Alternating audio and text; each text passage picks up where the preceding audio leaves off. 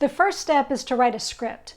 The reason I suggest that you do this first is that for a writer, this is the least intimidating part. You already know how to write. Now, your video needs to be about 1 to 3 minutes long, and depending on how fast you talk, that might be 300 to 600 words. You're going to find that 1 to 3 minutes goes by really fast. So here are my ideas about what to include and what not to include. But this is your video. Make it however you like. Here's some suggestions though. Don't spend any time on a long introduction of yourself. People can read your bio somewhere else. Just say your name and the title of your book. Hi, I'm Amy Stewart, and this is Girl Waits with Gun. Don't get into a long plot synopsis like the copy might be on the back of the book, because that's something that people can read elsewhere. Instead, think about what you can tell readers that nobody else can. Might be where you got the idea for the book, the most interesting thing or the most surprising or unusual thing that happened when you're doing research, a little background on the true story behind your novel, or just the historical backdrop that it's set against. Maybe it's a tour of the location where you placed your novel, or just anything else that feels more behind the scenes. In fact, you might get several ideas for short videos. Why not make more than one? You know, if it's, let's say you've written a mother-daughter story, you could make another short video that really digs into that piece of it. If your book is set in Miami, you could do a tour of the locations you chose for the book using photos that you can drop into the video. Also, it's not a bad idea to let readers know what kind of book it is and who would really love it. Is this a beach read? Is it a heartwarming mother-daughter story? Is it a lighthearted romance? Is it a fun-filled guide to poisoning your friends and family, possibly?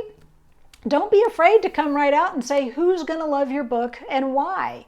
That's absolutely a great purpose for a video. And listen, when you're writing this, there's one major pitfall I think you ought to watch out for. Most of us don't write how we talk. In fact, that sentence is one that I would never write. Most of us don't write how we talk. I don't even think that's grammatically correct. If I was writing an essay, I might write something like, written and spoken language are often wildly different. But that's not how I talk. So be on the lookout for language that's too writerly, because it'll make you sound like you're reading a script, which of course you are, but you don't want it to sound that way. It might be, let's see, hang on.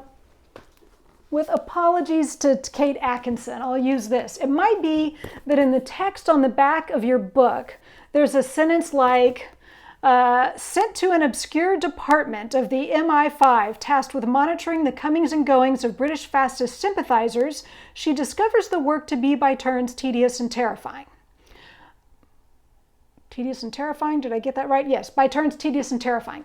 Okay, none of us would ever say that out loud. We might say something like, she got sent to work for this spy agency and they were mostly keeping tabs on fascist sympathizers.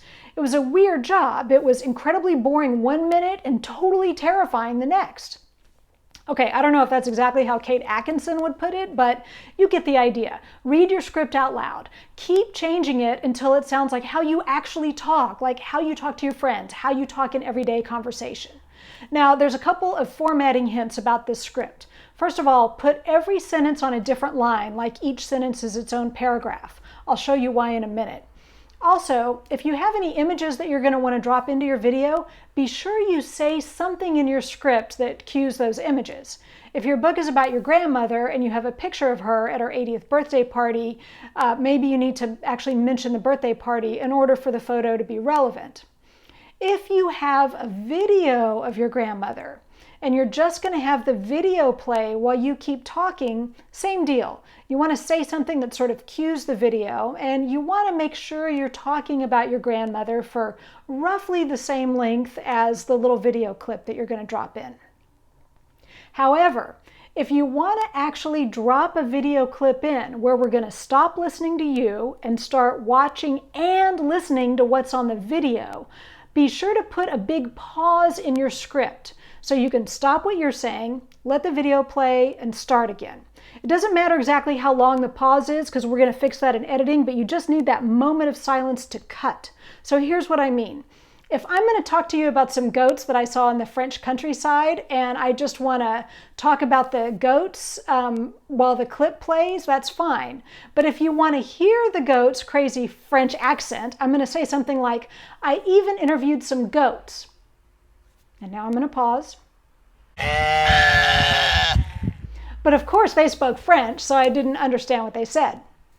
Okay, got it? You just need a definite ending and a definite beginning so you can drop that in. Now, go to work on your script. If you want some ideas, I'll put a link to my YouTube channel. You can see what I've done, but take those ideas, make it your own, and we'll move on to the next step.